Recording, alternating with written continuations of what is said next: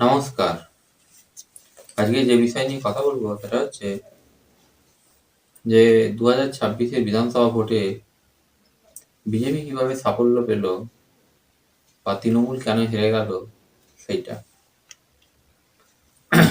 আসলে এই 2026 বিধানসভা ভোটে তৃণমূলের পরাজয় হবে এবং বিজেপি সরকার করবে এমন কথা কেউই মনে করেন বা এমন জিনিসটা কেউ মনে করেন। বিজেপি নেতারা আশা করেছিলেন তাদের সিট 120 থেকে 30টার মতো হবে এবং সরকার করতে চাইলে অন্য দল থেকে লোক ভাঙাতে হবে। আবার তৃণমূল হয়েছিল অবস্থা খারাপ হলেও 150টা তাদের হয়েই যাবে, অর্থাৎ 60-70টা হয়ে যাবে, তারা সরকার করবে। কিন্তু সমস্ত হিসেব উল্টে গিয়ে পৃথক পৃথক ভাবে লড়াই করে মানে আলাদা আলাদাভাবে প্রত্যেকটা পার্টি লড়াই করার পর দেখা যায় বিজেপি সব থেকে বেশি গরিষ্ঠতা 200-র ওপর সিট নিয়ে ক্ষমতায় ফিরে এসেছে। অন্যদিকে ক্ষমতাসীন দল তৃণমূল কংগ্রেস ক্ষমতা থেকে ছিটকে বেরিয়ে আছে, অর্থাৎ প্রধান বিরোধী দলের মর্যাদা সে পেতে চলেছে। তো এই জিনিসটা হয়েছে। এখন কথা হলো যে এই রকম ফলাফল হলো কেন। আমাদের দেশে অতি প্রাচীন একটা দল আছে, মানে যারা বামপন্থী দল, যাদের কথা বলছি, যারা 35-34 বছর শাসন করেছে, তারা বলে বিজেপির এই সাফল্যের কারণ হচ্ছে ধর্মীয় মেরুকরণ। ভোটের রেজাল্টটা যদি দেখা যায় তাহলে দেখা যাবে যে হিন্দু প্রধান এলাকাতে বিজেপি জিতেছে এবং মুসলিম প্রধান এলাকাগুলোতে তৃণমূল কংগ্রেস জিতেছে। তাদের কথা অনুসারে ধর্মীয় মেরুকরণের কারণেই বিজেপির এই সাফল্য এসেছে। যদি আরো সময় পার হয়ে যায়, মানে আরো 100 বছর পার হয়ে যায়, তখন এই কথাটাই প্রতিষ্ঠিত হবে যে ধর্মীয় মেরুকরণের জন্যই বুঝি বিজেপির জয় এসেছে। কিন্তু ইতিহাস, যে স্বাভাবিক ইতিহাস সেটা এটা বলেনি। সেখানে ঘটনাটা কি সেটা বলবো। ধর্মীয় মেরুকরণ একটা অংশ বটে, কিন্তু সেটা প্রধান নয়। বিজেপি নামক রাজনৈতিক দল, এই দল বিজেপি মানে যখনই পশ্চিমবঙ্গে ক্ষমতার জন্য চেষ্টা করেছে, ক্ষমতা দখলে বা পশ্চিমবঙ্গে একটা প্রধান দল হয়ে ওঠার চেষ্টা করেছে, তখন তারা অবশ্যই ধর্মের কথা বলেছে। অর্থাৎ হিন্দু বিপদের মধ্যে আছে, এই প্রচলিত রাজনৈতিক দলগুলোর জন্য হিন্দুদের ক্ষতি হচ্ছে, এটা তারা বলেছে। কিন্তু হিন্দুরা এই দলকে বিশ্বাস করতো বা হিন্দুরা একে ভোট দিত এমন নয়। তাহলে ধর্মীয় মেরুকরণ, এই কথাটা অনেকটা ভুল কথা। ধর্মীয় মেরুকরণের উপর ভর করে বিজেপির উত্থান হয়নি। তাহলে কিভাবে হয়েছে বিজেপির উত্থান? এখানে বিজেপির কথা আসছে এই কারণে বিজেপি তৃণমূল কংগ্রেসকে সরিয়েছে ক্ষমতা থেকে। আসলে এখানকার লোক সিপিএম আর তৃণমূল কংগ্রেসের মধ্যেই ঘোরাঘুরি করত, সাম্প্রদায়িক রাজনীতি যেভাবেই হোক না কেন।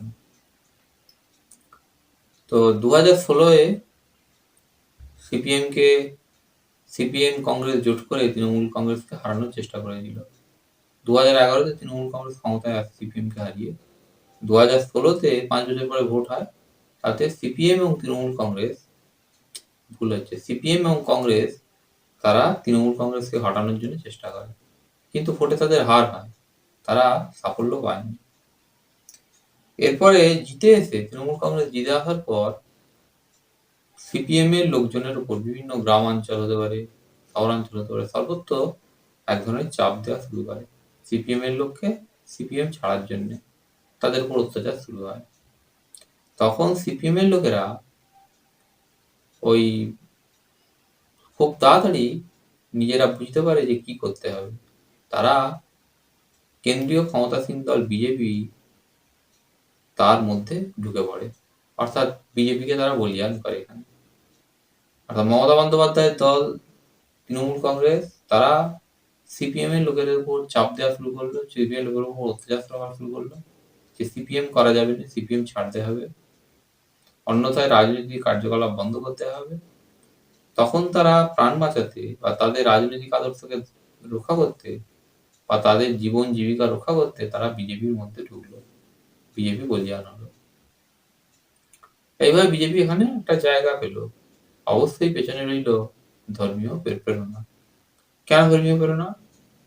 মমতা বন্দ্যোপাধ্যায় ক্ষমতায় এসে প্রথম যে কাজটি তিনি করেন সেইটা হচ্ছে মুসলমান ভোটকে একদিকে আনার চেষ্টা করেন। মুসলমান ভোট একদিকে আনা, এগুলোর একটা ইতিহাস আছে। সেটা হচ্ছে এরকম যে মুসলিমরা আমাদের দেশে যে মুসলমান যারা, বিশেষত পশ্চিমবঙ্গে যে মুসলিম, এরা দেশ ভাগের পর বা মানে নতুন দেশ পাকিস্তানে না গিয়ে এখানেই থেকে যায়। তারা কংগ্রেসের ভোটার হয়। পরে কংগ্রেসকে ছেড়ে, কংগ্রেসের যখন দুর্দিন আসে, কংগ্রেসকে ছেড়ে তারা সিপিএম এতে নিজেদের ভোটটাকে নিয়ে যায়। এবার সিপিএম এ যখন যাওয়ার সময় এলো, সিপিএম কে ছেড়ে তারা তৃণমূল কংগ্রেসকে আশ্রয় করে। তো তৃণমূল কংগ্রেসের নেত্রী যিনি মমতা বন্দ্যোপাধ্যায়, তার একটা ইচ্ছা তো ছিলই যে ক্ষমতায় তিনি থাকবেন দীর্ঘ সময়, ওই সিপিএম এর মতো 34 বছর। তো মুসলিম ভোটটাকে সঙ্গে রাখতে হবে, এই জন্য তিনি মুসলিম ভোটের সেবা করার দিকে মন দেন। কিরকম ভাবে করতে হবে তাদেরকে? মুসলিমদের মধ্যে মুসলিমদেরকে বিভিন্ন রকমের সুযোগ সুবিধা দিয়ে পক্ষে আনার কথা ভাবে। এই মুসলিমদের জন্য তিনি সংখ্যালঘু উন্নয়ন মন্ত্রক বা সংখ্যালঘুদের মনোন্নয়নের জন্য বিশেষ মন্ত্রক তৈরি, সংখ্যালঘু মন্ত্রী করা, আলেম উলেমা মুসলিমদের যে আছে তাদেরকে তিনি ভাতা দেওয়া, 2012 সাল থেকে ভাতা দেওয়া শুরু করেন। এরা আর কোনো কারণ নেই, এরা হচ্ছে মুসলিম ভোটকে একত্রীকরণের জন্য আলেম উলেমা এদেরকে ভাতা দেওয়া, যেটাকে ইমাম ভাতা বলা হয়। এবার এইটা করলে যে বিজেপি চেঁচাবে, এটাও তার বোধের মধ্যে ছিল। ফলে অনেকটা পরে হলেও তিনি পুরোহিত ভাতাও চালু করেন না, হিন্দু পুরোহিতদের বাউন ঠাকুর এদেরকে ভাতা দেওয়া। হিন্দুদের যে বিভিন্ন পুজো হয়, বিশেষ দুর্গা পুজোতে অনুদান দেওয়া, এইগুলো তিনি করেন। অর্থাৎ ধর্ম, ওদিকে যেমন ধর্মীয় গোষ্ঠীটাকে তিনি উৎসাহ দিলেন, এখানেও ধর্মীয় গোষ্ঠীটাকে তিনি উৎসাহ দেওয়ার কথা ভাবলেন। কিন্তু মমতা ব্যানার্জির তো একটা বুঝতে বড় ভুল হয়েছিল। এই ভুলটা হচ্ছে হিন্দুদের ধর্মীয় গোষ্ঠীকে উৎসাহ দিলে হিন্দুরা তো আর মুসলমানের মতো নয়। হিন্দুদের মধ্যে নবজাগরণ ঘটেছে, হিন্দুরা সময়ের সঙ্গে সঙ্গে তাদের পুরনো ধর্মীয় বিশ্বাস থেকে অনেকটা সরে এসেছে। ফলে তাদের ধর্মীয় গোষ্ঠীকে উৎসাহ দিলে তাদের ভোটটা তার দিকে আসবে এমনটা নাও হতে পারে। তো সেটাই হয়। কিন্তু একটা জিনিসে মমতা বন্দ্যোপাধ্যায়ের সাফল্য ছিল, সেটা হচ্ছে হিন্দু ভোট সর্বাংশে বিজেপি পাচ্ছিল না। বিজেপি চাইছিল পাক, বিজেপি নেতারা চাইছিলেন যে হিন্দু ভোট তার দিকে আসুক, কিন্তু সর্বাংশে সেটা আসছিল না। তো এইরকম ভাবে জিনিসটা চলছিল। অর্থাৎ 2016 জিতে আসার পর বিজেপির উত্থান হলো 18 নাগাদ। বিজেপি 19-এ 18টা সিট জিতল। ওটা ওই গোটা দেশেতে বিজেপির পক্ষে হাওয়া আছে। এছাড়া কাশ্মীরেতে হিন্দুদের উপর অত্যাচার, পশ্চিমবঙ্গে মমতা ব্যানার্জি মুসলমানকে নিয়ে খেলছেন, অর্থাৎ যারা ওখানে অত্যাচার করছে তাদের সম্প্রদায়কে নিয়ে খেলছেন। সব মিলেমিশে বিজেপির পক্ষে 18টা সিট গিয়েছিল।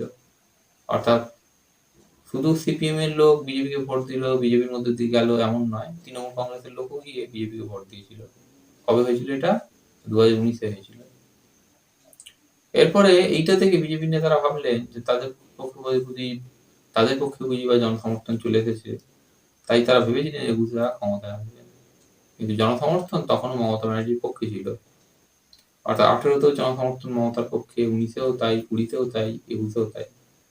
21-এ মমতা বন্দ্যোপাধ্যায়ের সিট কিছু কমতো, কিন্তু বিজেপির ভুল রাজনীতির জন্য মমতা ব্যানার্জি 200-র উপর পান। নাহলে ওনার সিট 170 থেকে 180 হতো এবং বিজেপি এখানে 100-র উপরে যেত, 120-30 হয়ে যেত। কিন্তু সেটা হয়নি। 2021-এ বিধানসভা ভোটেতে বিজেপি প্রাণপণে তৃণমূল কংগ্রেস হয়ে ওঠার চেষ্টা করছিল। তৃণমূল কংগ্রেসের যত বাতিল বা তৃণমূল কংগ্রেসের যত সাইড করে দেওয়া লোক, যাদেরকে তৃণমূল কংগ্রেস পছন্দ করেনি, সেই লোকেদেরকে নিয়ে এসে বিজেপি নিজের দলের টিকিট দিয়েছিল। এছাড়া ধর্মীয় বিশ্বাসের উপর দাঁড়িয়ে তৈরি কথা বলার দল, সে ধর্মীয় বিশ্বাস বিরোধী বিভিন্ন রকমের কাজকর্ম করছিল, হিন্দুরা মনে করেছিল। আমি কয়েকটা উদাহরণ দিয়ে যাচ্ছি। যেমন শোভন চট্টোপাধ্যায়, এই লোকটি তৃণমূল কংগ্রেসের লোক, কিন্তু ওইরকম সময় 2021-এ তিনি বিজেপিতে ঢোকেন।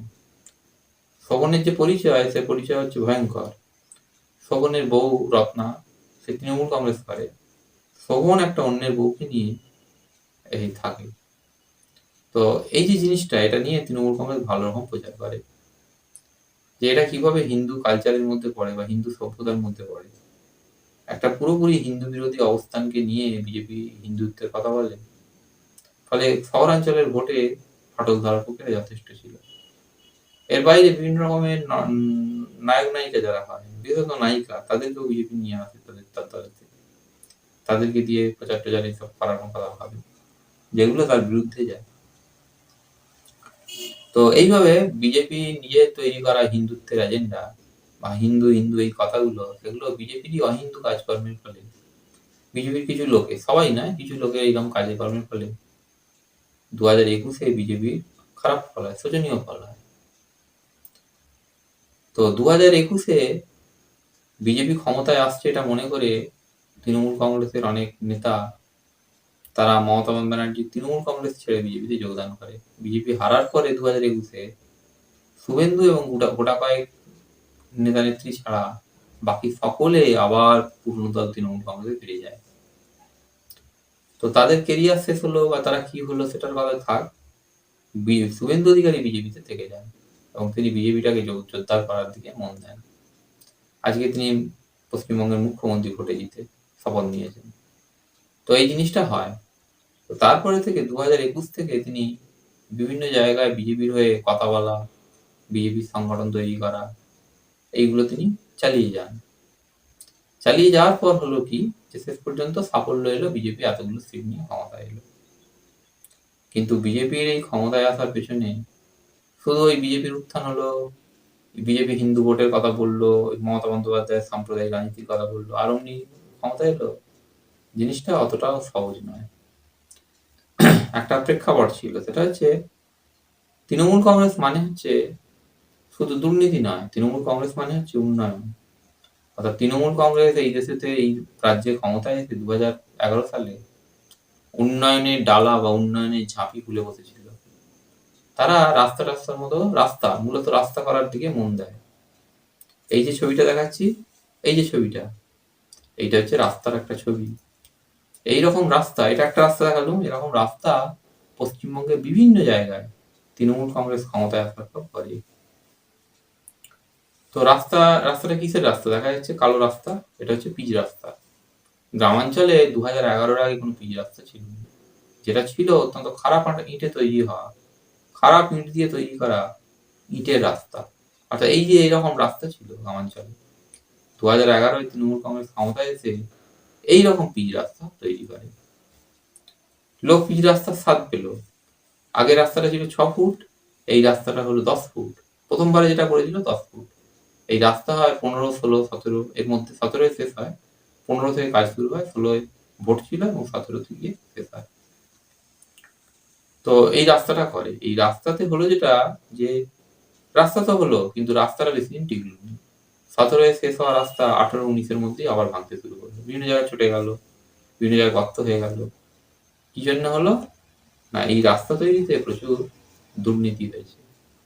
দুর্নীতির গল্প বলতে গেলে এইরকম বলতে হয় যে এই রাস্তাটাকে বিভিন্ন মানে বহু ভাগে ভাগ করা হয়।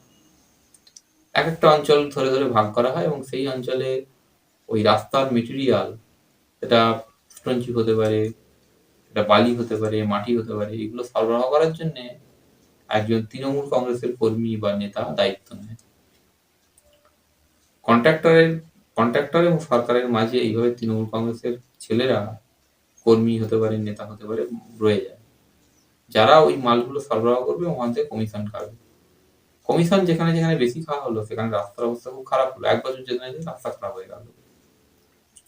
যেখানে কম কমিশন খাওয়া হলো, সেখানে রাস্তাটা কিছুদিন বেশি টিকলো। তো এই জিনিসটা হলো। তো ভোট কিভাবে ঘোরে এবার এইখান থেকেই বলবো। তা রাস্তা করলো, জনতা দেখলো উন্নয়ন হচ্ছে।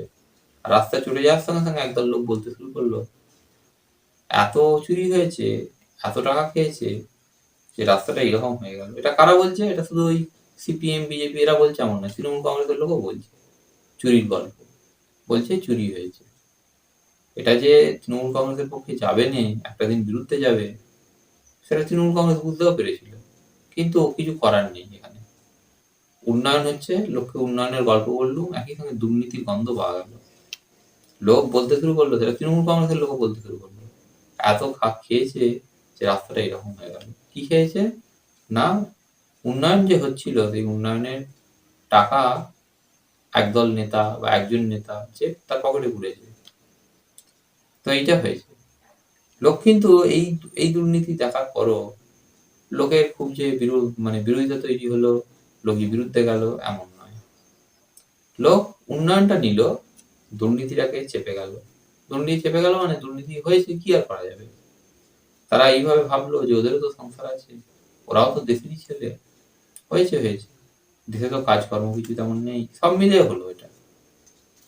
তো 2016 দেখা গেল তৃণমূল কংগ্রেস জিতে এসেছে। দুর্নীতি কিন্তু সঙ্গে রইল। আর ওদিকে তারা প্রেসার তৈরি করলো সিপিএম যেন না করা হয়। কংগ্রেস করুক অসুবিধা নেই, কিন্তু ওই দুটো দল না করলেই ভালো হয়। লোকেরা এক এক করে বিজেপিতে যোগ দিল। বিজেপি আস্তে আস্তে এখানে বাড়তে শুরু করলো। বিজেপি কিন্তু ধর্মের কথা বলে। ধর্মের কথা মানে ওই যে মমতা বন্দ্যোপাধ্যায় মুসলমান নিয়ে খেলছেন, যারা কাশ্মীরেতে অশান্তি পাকায়, যারা পাকিস্তানে হিন্দুদের উপর অত্যাচার করে, যারা বাংলাদেশে হিন্দুদের উপর অত্যাচার করে, বিজেপির প্রচারটা এরকম ছিল। তারাই এখানে মমতা ব্যানার্জির দ্বারা ওই কি বলে লালিত পালিত হচ্ছেন। অর্থাৎ মমতা ব্যানার্জি তাদেরকে পুষছেন ভালো করে। এখানে তাৎপর্যপূর্ণ ব্যাপারটা হচ্ছে এই প্রচারগুলো এইরকম হলেও জিনিসটা একটু আলাদা। একটু আলাদা মানে ধর্মে সবাই মুসলমান। বাংলাদেশের মুসলমান যারা হিন্দুদের উপর অত্যাচার করে তারা আলাদা লোক। কাশ্মীরে যারা অশান্তি করে তারা আলাদা। পাকিস্তানে যারা যে মুসলিম তারা আলাদা। কিন্তু ধর্ম পরিচয়টা সবাই একই, আর সবাই মুসলমান। তো বিজেপির প্রচারটা এরকম ছিল, কিন্তু হিন্দু ভোট ওই প্রচারের দ্বারা করেনি। হিন্দু ভোট ওইরকম ভাবে রইল। কিন্তু ওই যে তারা নিজেদের অভিজ্ঞতায় দেখলো দুর্নীতি হচ্ছে। আমি একটা বললুম রাস্তার দুর্নীতি। এইরকম দুর্নীতি দেখা গেল শিক্ষাক্ষেত্রে, হয়তো চাকরিও বিক্রি হলো। স্কুলের চাকরি হতে পারে, এমনকি WBCS অফিসারের মতো পদের চাকরিও বিক্রি হয়েছে। এটা অনেক লোক বলে। মানে আমার পরিচিত লোক আছে যাদেরকে আমি চিনি খানিক, তারাও এইরকম কথাগুলো বলতো। তারা ঠিক জানে বলছিনি, কিন্তু এরকম জিনিসটা তারা বলে। তো বিভিন্ন পদকে বিক্রি করা, সরকারি পদকে বিক্রি করা। অর্থাৎ সরকার চাকরি দেবে একজনকে, তার মাঝখানে রয়েছে তৃণমূল কংগ্রেস। সে ওই ব্যক্তি যে চাকরি নেবে তার কাছ থেকে টাকা নিচ্ছে। যেমন আমি দুটোর কথা বলি যেটা ধরা পড়ে গেছে। প্রাইমারিতে 9 থেকে 10 লাখ টাকা, আর হাই স্কুলেতে 18 থেকে 20 লাখ টাকায় চাকরি। কোথাও নাকি বলে আরো বেশি, 25-26 লাখ এরকম হয়ে গেছে। এই চাকরি এইভাবে টাকা নিয়ে চাকরিগুলো বিক্রি করা হয়। তো যারা কিনলো চাকরি, যারা বিক্রি করলো মানে তৃণমূল কংগ্রেসের এজেন্ট যারা টাকাটা নিল এবং সরকার চাকরিটা দিল তার হয়ে। মানে সরকার চাকরির প্রাপক, মাঝখানে একজন তৃণমূল কংগ্রেসের নেতা যে কমিশন খাচ্ছে। তো এই জিনিসটা জানাজানি যখন হলো, লোক ওই একইভাবে সাপোর্ট দিল যে টাকা দিয়ে যদি চাকরি হয়, তার টাকা দিয়ে চাকরিটাও ভালো একদিক থেকে। আর সবাই তো চাকরি করে নে, সবার তো সেই যোগ্যতা নেই। ফলে ওই একই জিনিস। মমতা ব্যানার্জি ভালো, মমতার তুল্য নেত্রী নেই। আর দুর্নীতি যেটা হচ্ছে ও হচ্ছে। এবং অনেকেই হাতে তল্পি তল্পা নিয়ে মানে টাকার তল্পি তল্পা নিয়ে রেডি হয়ে রইল টাকা দিয়ে। আমি এরকম একজনকে চিনতুম যে তার ছেলের জন্যে তো 5 লাখের মতো টাকা দিয়েছিল। পরে কি হলো আমি জানিনি, কিন্তু ওইভাবে টাকা দিয়েছিল চাকরি পাবে বলে। আরেকজনকে আমি দেখেছিলাম, সে বলছিল মমতা ব্যানার্জির রাজত্বকালে নাকি সবই ভালো, শুধু একটা জিনিসই হবে না, সেটা হচ্ছে চাকরি হবে না। আমি তাকে বলেছিলাম চাকরি হবে, টাকা দিলে চাকরি হবে, তুমি কত দিতে পারবে? আমি এটাও দেখেছিলাম সেই সময় এই কথাটা বলা অনেকে ভেবেছিল আমি এজেন্ট। তো চারদিক থেকে দেখি লোক দেখছে। আমি বলেইছিলাম আমি এজেন্ট না, আমি জিজ্ঞাসা করছি, আমি জানার জন্য জিজ্ঞাসা করছি। বলে আমি 5-এর বেশি দিতে পারবো না। 5 মানে 5 লাখ। আমি বলছি এত কমে হবে? প্রাইমারি চাকরি হচ্ছে 9 থেকে 10 লাখ, আর ওপরের দিকে উঠলে 18-20 এরকম। আমি এজেন্ট নয়, আমি বলছি তাই, যেটা ঘটনা সেটা বলছি, তাকে বলি যে এইরকম। বলে না, অত টাকা দিতে পারবো না। তো যাই হোক, এইরকম কিছু লোক তো রেডি হতে লাগে টাকা দিয়ে চাকরিটা নেবো। এরপরে এর মধ্যে হয় কি, তদন্ত হয়, কোর্টে যায় মামলাকারীরা মমতা ব্যানার্জির বিরুদ্ধে, সরকারের বিরুদ্ধে যে টাকা নিয়ে চাকরি হয়েছে। এবং শেষ পর্যন্ত ইডি সিবিআই রেড করে এবং ওর পিতা তৃণমূল কংগ্রেসের একজন মন্ত্রী পার্থ চট্টোপাধ্যায়ের বান্ধবী ওর পিতার ফ্ল্যাট থেকে কোটি কোটি টাকা উদ্ধার হয়। কিন্তু দুর্নীতির সঙ্গে এমন আশ্চর্য সহাবস্থান তৈরি হয়ে গিয়েছিল, এই টাকা উদ্ধার লোকের কাছে খারাপভাবে ঠেকেছিল। তো লোক মনে করেছিল এগুলো বিজেপি এইরকম করে খারাপটা করবে, দরকার কি ছিল এরকম টাকা উদ্ধার করা? আসলে অনেকেই তো টাকা দিয়ে রেখেছে, হয়তো হয়নি, পরে হয়তো হতো। জিনিসটা এইরকম। অর্থাৎ দুর্নীতির সঙ্গে আষ্টে পৃষ্ঠে জড়িয়ে আছে সমাজ। আর বিজেপি সেখানে কোথা থেকে বলছে দুর্নীতির গল্প, সিপিএম বলছে দুর্নীতির গল্প, ফলে লোক সেই তৃণমূল কংগ্রেসই রইল তৃণমূল কংগ্রেসের বাইরে। কিন্তু ভেতরে ভেতরে তারা জানছে দুর্নীতি হচ্ছে। প্রত্যেকটা দুর্নীতির এইটা হচ্ছে নিয়ম, কেউ না কেউ ক্ষতিগ্রস্ত হবে, হয় একজন হবে কি 10 জন হবে, অনেক লোক হবে। কিন্তু ক্ষতিগ্রস্ত হওয়ার পরও সে ক্ষতি আর লাভ এই দুটো তুল্যমূল্য করতে গিয়ে লাভটি বড় করে দেখবে। এই জিনিসটাই হয়েছিল। রাস্তা হলো, রাস্তায় লাভটাকে দেখতে পেলো যে ভালো রাস্তা হয়েছে, রাস্তা চলে যাচ্ছে হচ্ছে, তার আমাদের পিচ রাস্তা তো হলো। শিক্ষা দুর্নীতি হলো, টাকা নিয়ে হচ্ছে বটে, কিন্তু টাকা নিয়ে যদি চাকরিটা স্থায়ী হয় তাহলে টাকা নিয়ে চাকরিটাও তো ঠিক আছে, এইভাবে সে অনুমোদন দিল। আর একটা দুর্নীতির কথা বলি, জমি দুর্নীতি। তো তৃণমূল কংগ্রেসের এই রাজত্বে বাইরে থেকে কোনো বড় কোম্পানি আসেনি। 11 সাল থেকে এই 26 সাল তৃণমূল কংগ্রেসের 15 বছর রাজত্ব, কোনো বড় শিল্প আসেনি। শিল্প আসার মতো করে একটা করে মানে লক্ষণ দেখার মতো দেখানো গেছে যে বলা হলো আসছে বুঝি, এলো বুঝি, কিন্তু আসেনি। তো তারপরও বিভিন্ন এইখানকারই সংস্থা তারা একটা জায়গা থেকে আর একটা জায়গায় কারখানা সরানোর ক্ষেত্রে জমি লাগবে তাদের। তো কোনো কোম্পানি জমি ডেভেলপ করার কাজ করছে, তারা স্থানীয় লোকের কাছ থেকে জমি কেনার পরিবর্তে তৃণমূল কংগ্রেসের এজেন্ট সেই দালাল হয়ে লোকের থেকে জমি কিনছে এবং ওই কোম্পানিকে বিক্রি করছে যারা জমি ডেভেলপ করছে, সেখান থেকে সে লাভ খাচ্ছে। তো এইখানেও সেই একই জিনিস, যে জমির দাম আগে পেতুনি, আগে হয়তো 15,000 টাকা 16,000 টাকা কাটা হতো, এখন সেখানে লাখ টাকা সে পেয়ে মনে করছে অনেক টাকা পেল, তো জমি দিচ্ছে। কিন্তু এমন অনেক ঘটনা আছে যেখানে জমিদাতা দাম জেনে গেছে এবং সে মনে করছে তার লোকসান হচ্ছে। এবং তৃণমূল কংগ্রেস চলে যাওয়ার পর, ক্ষমতা থেকে সরে যাওয়ার একদিন পরেই একজনের কাছ থেকে আমি শুনলুম তার নাকি এরকম একটা জমি ছিল, বেশ ভালো জায়গায় জমিটা। সেই ব্যক্তি নিজেই বলল আর জমি যদি 3 লাখ টাকা করে কাটা হয় তাহলে 18 কাটার দাম হয় 54 লাখ টাকা। তৃণমূল কংগ্রেসের কর্মীরা বা সিন্ডিকেট তার উপর চাপ সৃষ্টি করছে 20 লাখে পুরো জমিটা ছেড়ে দেওয়ার জন্য। তো তৃণমূল কংগ্রেসের যে যারা লোক তারা এইভাবে বিভিন্ন জায়গাতে যেখানে সুযোগ আছে সেখানে তারা এইভাবে জুলুমও করছে, মানে করছিল সেই সময়। তাতে সেই লোক ব্যক্তির ক্ষতি হচ্ছে, সে তৃণমূল কংগ্রেসের বিরুদ্ধে যাচ্ছে। তো যাচ্ছে এরকম একটা দুটো করে লোক বিরুদ্ধে যাচ্ছে, তারা কাছে তৃণমূল কংগ্রেস খারাপ অনেক কিছু, কিন্তু সাধারণ লোক ঘুরছে না, সাধারণ পাবলিক ঘুরছে না। ওদিকে বিজেপি কিন্তু তার প্রচার, তার যে হিন্দুত্বের প্রচার সেটা রইল, তার সঙ্গে দুর্নীতির প্রচার এগুলো রইল, একই সঙ্গে স্বচ্ছ ভারত গড়বে, স্বচ্ছ বাংলা গড়বে, এই কথাগুলো রইল।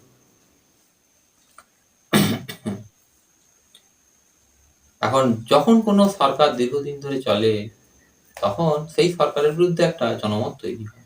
সরকার ভালো করুক খারাপ করুক সবে তো হয়। মমতা বন্দ্যোপাধ্যায় সেটা জানতেন।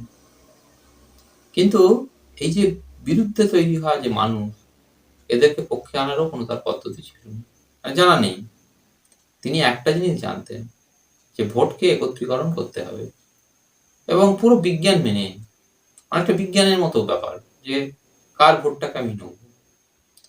তিনি নিজে মহিলা মুখ্যমন্ত্রী একটা ব্র্যান্ড, তিনি তার পণ্য বিক্রি করবেন। ওই জন্য কন্যাশ্রী, তারপরে লক্ষ্মী ভান্ডার, এই সবগুলো মেয়েদের জন্য করলেন। মহিলা ভোটটা আসবে তার দিকে।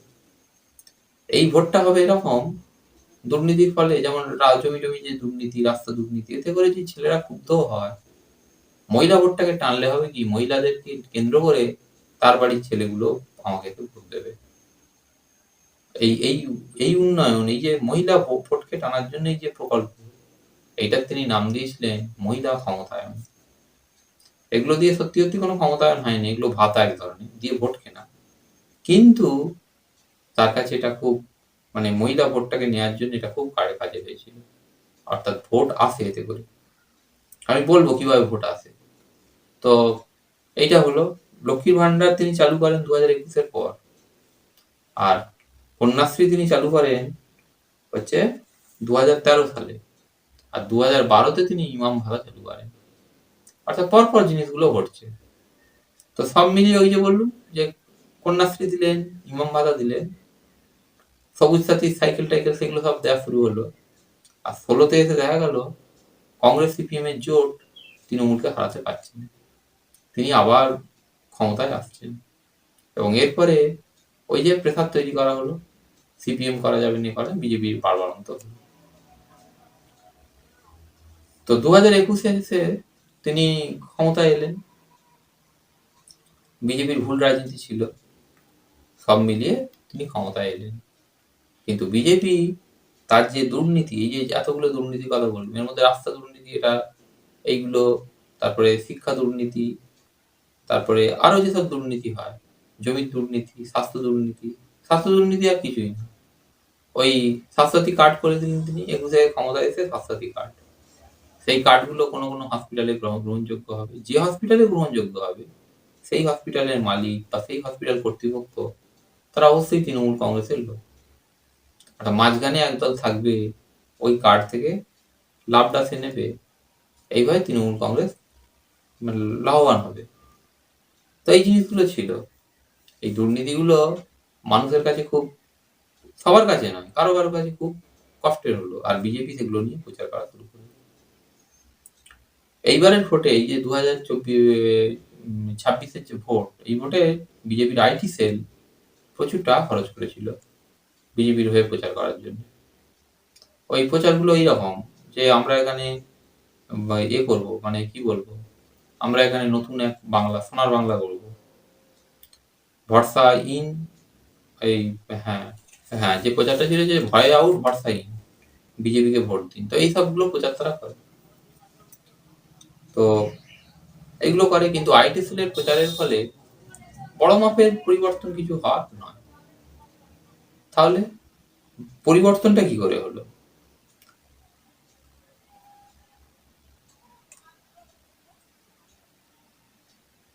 তো সেইটাই বলবো এবারে।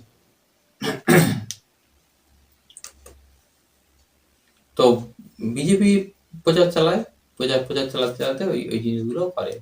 বিজেপি নেতারাও ভাবতে পারেনি যে মমতা বন্দ্যোপাধ্যায় এইবারে যেমন এসে তিনি ভোটে যাওয়ার আগে যুবশ্রী ঘোষণা করলেন 1,500 টাকা করে। এবারে তিনি ঠিক একইভাবে যুবকদের ভোটটা নেবেন, তিনি যুবক যুবতীদের ভোট। হ্যাঁ, তো মমতা ব্যানার্জির জন্য যেটা সব থেকে খারাপ হয়েছিল, দুর্নীতি তো ছিলই, এর সঙ্গে যারা ছোট ছোট ছেলে মেয়ে তার ক্ষমতায় আসার সময় যারা ছিল 1-2 বছরে, 3 বছরে, 4 বছরে, তারা এতদিনে বাড়তে বাড়তে বড় হতে হতে হতে 18, 19, 20 কাছাকাছি চলে গেছে। দুদিন পরে তারা চাকরি চাইবে, কিন্তু মমতার রাজত্বে চাকরি বাকরি কিছু হবে না। এই ভয়টা তাদের মধ্যে আস্তে আস্তে গাঁথতে শুরু করে এবং এটা বিজেপি নেতারা গেঁথে দিতে শুরু করে। তো তারা মমতাকে ক্ষমতায় রাখলে মমতা এরকম ভাতা দিয়ে দিয়ে ভোট নেবে, কিন্তু কিছু হবে না, এটা বুঝতে পারে। তো সেইভাবে তারা সকলে মিলেই প্রায় সিদ্ধান্ত নিয়ে ফেলে বিজেপি তৃণমূলের বিরুদ্ধে ভোট দেবে। সিপিএম কে দেবে না তারা, কারণ সিপিএম এর কোনো ব্যাপার নেই, সিপিএম ও তৃণমূলের মতোই দল একটা, তৃণমূলকে হটানোর ব্যাপার আসছে, তাই বিজেপি। কিন্তু শুধু এটুকু যদি লোক ঘুরবে, তো ঘটনা পরপর ঘটে। সেটা হচ্ছে প্রত্যেকটা ঘটনা মমতা বন্দ্যোপাধ্যায় ঘটছে দেখতে পাচ্ছেন, এবং একই সঙ্গে ম্যান্ডেট চেকও হয়ে যাচ্ছে। 16-তে ম্যান্ডেট তার সঙ্গে ছিল, ম্যান্ডেট মানে জনসমর্থন। 16-র পরে 21-এও তিনি দেখলেন ম্যান্ডেট তার সঙ্গে আছে। সে বিজেপির ভোট রাজনীতি হতে পারে, যাই হতে পারে, যাই হোক না কেন, ম্যান্ডেট তার সঙ্গে আছে। তিনি 2021-এ 215টা সিট পেলেন। এই ম্যান্ডেটটাকে তিনি আবার চেক করার সুযোগ পেলেন সেটা 2024-এ এসে। 2024-এর লোকসভা ভোটে তৃণমূল কংগ্রেস 42টার মধ্যে 29টা সিট জিতেছিল। 29টা সিটকে যদি বিধানসভা ভিত্তিক হিসাব করা হয়, তাহলে দেখা যাবে তিনি 203টে সিট জিতেছেন, অর্থাৎ ম্যান্ডেট তার সঙ্গে আছে। এই ম্যান্ডেটের জোরে তিনি করলেন যেটা, অনেকগুলো কাজ করলেন, মানে তৃণমূল কংগ্রেস করলো। এক হচ্ছে যে দুর্নীতি এতদিন ছিল সেই দুর্নীতিগুলোকে নতুন নতুন রূপে দাঁড় করানো এবং এবার মানুষের উপর জুলুম করা। আবার সেই রাস্তা দেখাই। এই যে রাস্তাটি, এই রাস্তাটি ২০১৬-১৭ নাগাদ যখন হয় তখন কিন্তু রাস্তার ৬ ফুট রাস্তা ১০ ফুট হলো পিচ রাস্তা হলো। ১০ ফুট হতে গেলে ৬ ফুট থেকে ১০ ফুট হতে গেলে ৪ ফুট লাগে অতিরিক্ত। এই ৪ ফুট রাস্তার দুদিক হতে পারে একদিক থেকে নেওয়া হলো। যারাই জমি দিল তারা কিন্তু জমি দিতে আপত্তি করেনি। জমি স্বেচ্ছায় দিয়েছিল। উন্নয়নের সঙ্গে গেইল। কিন্তু ২৩-২৪-এ সেই রাস্তাটাই যখন ১২ ফুট করা হলো তখন লোক কিন্তু আর জমি দিতে চাইলনি। এবার তৃণমূল কংগ্রেস একটা ম্যান্ডেটকে ব্যবহার করলো। বলল কিনা ২১-এ ম্যান্ডেট এসেছে আমাদের পক্ষে। ওসব মানার কোনো দরকার নেই। জোর করেই খানিকটা খানি করবে, জমি নিয়ে নিল তারা। লোক আপত্তি করে, লোক কাকে ধরবে? পুলিশের কাছে যায়, সরকারি অফিসে যায়। সবাই এক কথা বলে, মেনে নাও। কি করবে বলো? মানে একটাই কথা যেন সপ্রচ্ছন্নভাবে তাকে ম্যান্ডেটটা আছে। এই ম্যান্ডেটের জোরে অসন্তোষকে নিয়ে তৃণমূল কংগ্রেস এই কাজগুলো করলো। একই সঙ্গে ওই শিক্ষা দুর্নীতিতে যে চাকরি গেল, তারা যে চাকরি দিল, সেই চাকরিগুলোকে বাঁচানোর জন্যে তারা কোর্টের কাছে চক্কর কাটা শুরু করলো। আগেও কাটছিল, এখনো করলো। এবং ২৪-এ জিতে আসার পর তাদের ফুরফুরে মেজাজে তারা বলতে শুরু করলো, কোথাও দুর্নীতি কিচ্ছু হয়নি। লোক তো আমাদের ভোট দিয়েছে। এই লোক ভোট দিয়েছে এইটার উপর তারা অটল বিশ্বাস স্থাপন করলো। আর মমতা বন্দ্যোপাধ্যায় বুঝতে পারলেন তিনি যে ভাতা প্রকল্প দিচ্ছেন সেই ভাতা প্রকল্পের জয় হচ্ছে। কেন জয় হচ্ছে? না, ২১-এ এসে তিনি লক্ষ্মীর ভান্ডার চালু করেন। আর ২২-এ অর্পিতার ফ্ল্যাট থেকে কোটি কোটি টাকা উদ্ধার হয়। লক্ষ্মীর ভান্ডারের যে ফল ফললো সেটা বোঝা গেল ২৪-এ।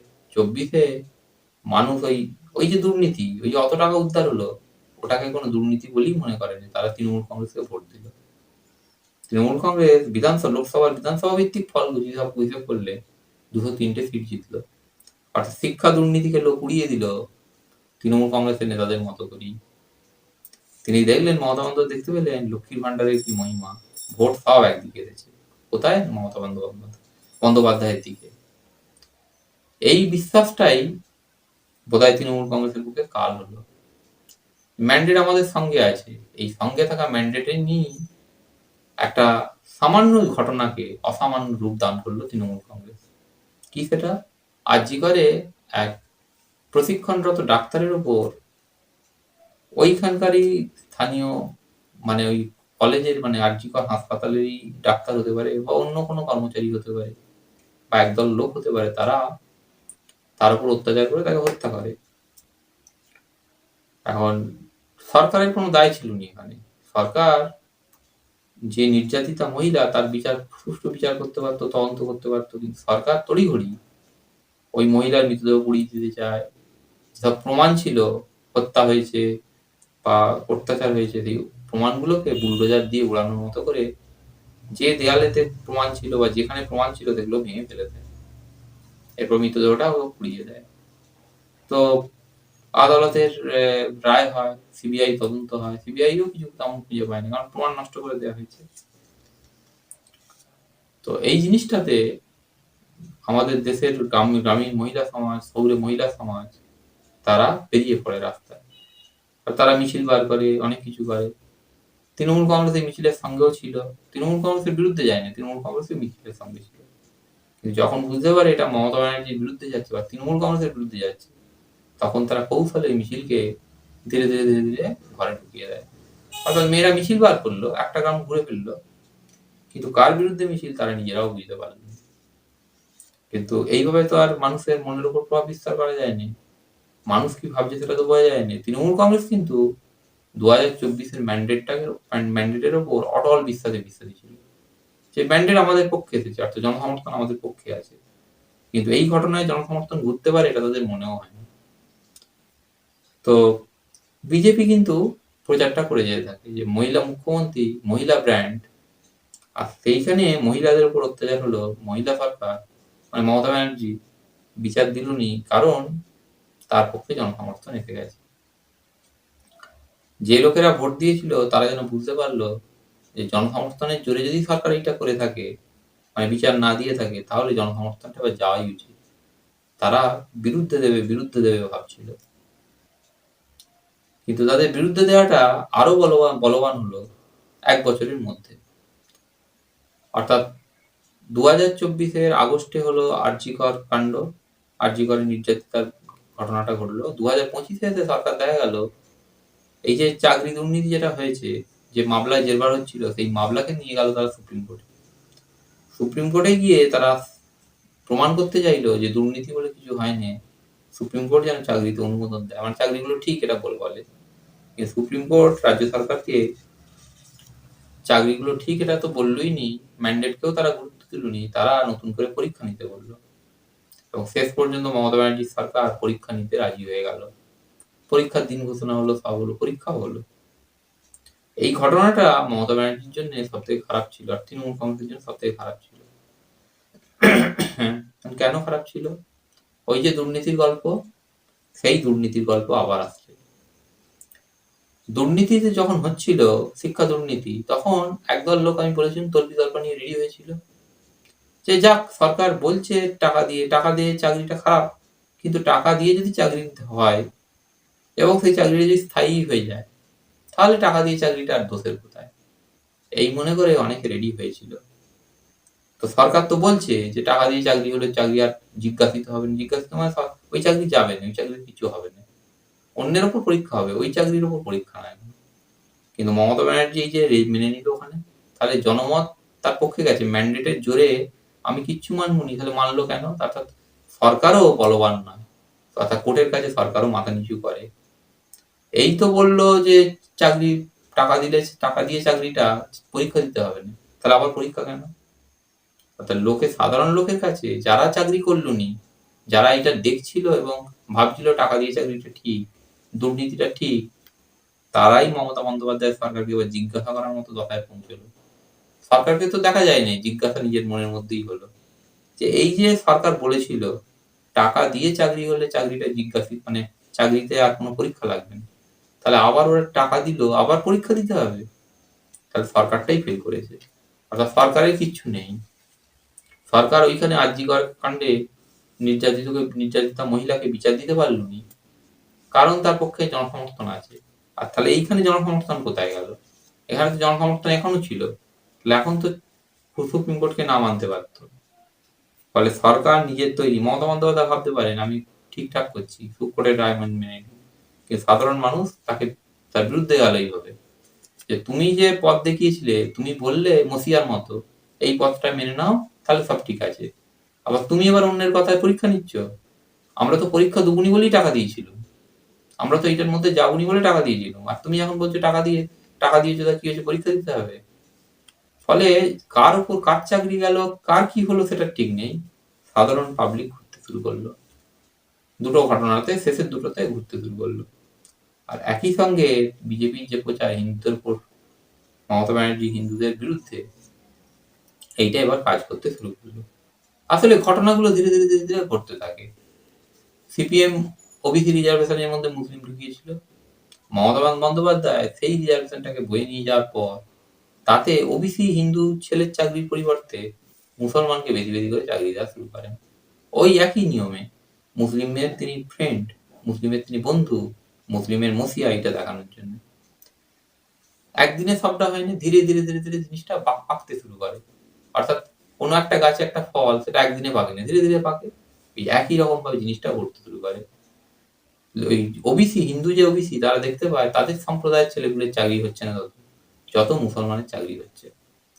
বিভিন্ন জায়গায় হিন্দুরা দেখতে পায় রোহিঙ্গা বা বহিরাগত মুসলমান এসে তাদের জীবন জীবিকার উপর প্রভাব বিস্তার করছে। অর্থাৎ বাসে উঠতে গেলে মুসলমানের সংখ্যা এত বেশি, তারা হিন্দুকে ঠেলা মারছে, হিন্দুকে সরে যেতে বলছে। বিদেশি মুসলমান এদেশের হিন্দুর ওপর চাপ তৈরি করছে। আরো আছে, দেখা গেল মমতা ব্যানার্জি এটা সরাসরি সরকার করছে, যেখানে ট্রাফিক আইন আছে সেখানে হিন্দুর ছেলের জন্য ফাইন, ট্রাফিক রুল না মানলে। মুসলমানের ছেলে অনায়াসে নামাজ পড়তে হবে, এটা করতে হবে, ওটা করতে হবে বলে বেরিয়ে যাচ্ছে। অর্থাৎ তার ক্ষেত্রে হেলমেট লাগলো নি, ট্রাফিক রুল লাগলো নি, সে চলে গেল। আর হিন্দুর ক্ষেত্রে ফাইন লাগছে। আমার পরিচিত এরকম লোক আমি দেখেছি যারা ফাইন দিয়েছে এবং তারা দেখেছে এই জিনিস, এগুলো হয়েছে। এগুলো লোককে আরো বেশি বিজেপি মুখী করেছে। ওই জন্য অনেক সময় বামের একটা কথা বলে, এখানে বিজেপির বৃদ্ধির জন্য মমতা ব্যানার্জি দায়ী। মমতা ব্যানার্জি ওইগুলো যদি না করতেন তাহলে বিজেপি বৃদ্ধি হতো না। কথাটা একদিক থেকে সঠিক। কিন্তু বিজেপির এই প্রচার বহুদিন থেকে বিজেপি প্রচার করছিল, কিন্তু সেটা বলবান হলো ধীরে ধীরে ধীরে ধীরে। যখন অন্যান্য ঘটনাগুলো এলো তখন বিজেপি ওই প্রচারটাও গুরুত্বপূর্ণ হলো। অর্থাৎ মমতা ব্যানার্জি 2026-এ যাওয়ার পেছনে শুধু একটা ঘটনা, আরজিকর হলো তাই গেল না। আরজিকরের সঙ্গে সঙ্গে মমতা ব্যানার্জি সুপ্রিম কোর্টের রায় মেনে নিয়ে পরীক্ষা নিলেন, যার থেকে টাকা নিয়েছিলেন তাকে পরীক্ষা দিতে হলো। এইগুলো ছিল। তার সঙ্গে পূর্বের দুর্নীতি ইস্যুগুলো, সেগুলো আবার এলো, এবং একই সঙ্গে মমতা ব্যানার্জির মুসলিম শোষণ, এইগুলো নতুন নতুন করে এলো। সব মিলিয়ে তার যাওয়ার দিন চলে এলো। আর ওই যে বললো যে নতুন ভোটার যারা, তারা চাকরি বাকরি হবে না, এটাও তারা বুঝতে পারছিল ভাতাগুলো। অর্থাৎ ভাতা দেয়া এইটা মমতা ব্যানার্জির জন্য খারাপ হলো নতুন ভোটারের কাছে। নতুন ভোটার তার ওই ভাতা দেখে বিরুদ্ধে যাওয়ার কথা ভাবলো। মমতা ব্যানার্জি যাওয়ার আগে 1,500 টাকা যুবশ্রী, কেউ কেউ বলছে যুবশ্রীটা না করলে হয়তো বা মমতা টিকে যেত, কিন্তু যুবশ্রী নয়, পুরো ভাতা সিস্টেমটাই নতুন ভোটারের কাছে জিজ্ঞাসিত হয়েছিল। তো এইরকম ভাবে মমতা ব্যানার্জির যাওয়ার কথা আসে। এবার ভোটটা মিটে যাওয়ার পর, রেজাল্ট বেরিয়ে যাওয়ার পর দেখা গেল অনেকে ওই সমালোচনা করছে, অভিষেক বন্দ্যোপাধ্যায়ের সমালোচনা করছে, ভাইপোর। তো ভাইপোর ভাগ্যটা খুবই খারাপ, সবাই মিলে ভাইপোর এমন সমালোচনা করছে, কিন্তু ভাইপোর অপরাধটা কোথায়? ভাইপো নাকি 77টা সিটেতে নতুন মুখ এনে দাঁড় করিয়েছিল। তো এর উত্তর হচ্ছে ভাইপো তো 77টা সিটে নতুন মুখ পুরনো মুখে কিছু হয়নি। যখন জনসমর্থন চলে যায় তখন পুরনো মুখও হেরে যেতে পারে, নতুন মুখ পুরনো মুখে কিছু হয়নি। আমাদের দেশে দল দেখে ভোট হয়, মুখ দেখে ভোট হয় না। এগুলো বামেদের এক ধরনের কথা ছিল যে মুখ, সুন্দর মুখ, তারপরে বামেরা ওই জন্য এবারে খুব সুন্দরী সুন্দরী মহিলা দাঁড় করিয়েছিল, সুন্দর মুখ দেখে ভোট হয়, সুন্দর মুখ দেখে ভোট আসবে। এগুলো বামেদের একটা যুক্তি, সেটা 100-200 ভোট দেওয়া। কিন্তু এদেশে দল দেখে ভোট হয়। বামেরা তো আবরিন টেকম টেকম করে সব দাঁড় করিয়েছিল, সব সুন্দর সুন্দর মহিলা ছিল, সুন্দরী সুন্দরী, কিন্তু তাদের দিকে কি ভোট গেইল? যায়নি। তো এটা বামেদের তথ্য। এই তথ্যের উপর ভিত্তি করে কেউ কেউ বলছে পুরনো লোকটাকে সরিয়ে দিয়ে অভিষেক নাকি নতুন ছেলে দিয়েছিল, তাতে তারা হেরে গেছে। উত্তরটা না, ওই মুখ বদলে কিছু যায়নি, মানুষ বিরুদ্ধে গেছে, মানুষ পুরোপুরি তৃণমূলের বিরুদ্ধে গেছে। সেটার কারণ কি? সেটার কারণ হচ্ছে বহুদিন থেকে তৃণমূল কংগ্রেস একটা করাপ্ট দল, এইটা প্রতিষ্ঠিত হতে শুরু করেছিল। যে লোকেরা তৃণমূলকে ভোট দিত তারা করাপশনটাকে মেনে নিয়ে দিত, শেষ পর্যন্ত দেখা গেল করাপশনের মধ্যে তৃণমূল ফেঁসে গেছে। তৃণমূল এবার সৎ হওয়ার চেষ্টা করছে। যখনই আমার হুজুর মানে আমার আকা বা আমার মসিহা সৎ হওয়ার চেষ্টা করছে আমাকে অসৎ করে, তখন সে পেছন থেকে টান দিল। অর্থাৎ তুই আমাকে শেখালি খারাপ জিনিসটা, আর এখন তুই সাধু হচ্ছিস, তার তুই চলে নেমে আয়। এই জিনিসটা হলো তৃণমূল কংগ্রেস চাকরি দেওয়ার সময় টাকা নিয়েছিল, চাকরির পরীক্ষা লাগবে, আর এখন হচ্ছে পরীক্ষা। যে এর মধ্যে নেই সেই এটা ভাবতে শুরু করলো বেশি বেশি করে, আমি তো রেডি হয়েছিলাম টাকা দেবো বলে, চাকরি কিনবো, আর তুই এখন এইরকম করছিস, তোর সরকার চালানোর কোনো গ্রহণযোগ্যতা আছে তোর সরকারে? এইভাবে লোক ভাবতে শুরু করলো, আর বিজেপি ঠিক তার পাশে এসে দাঁড়ালো।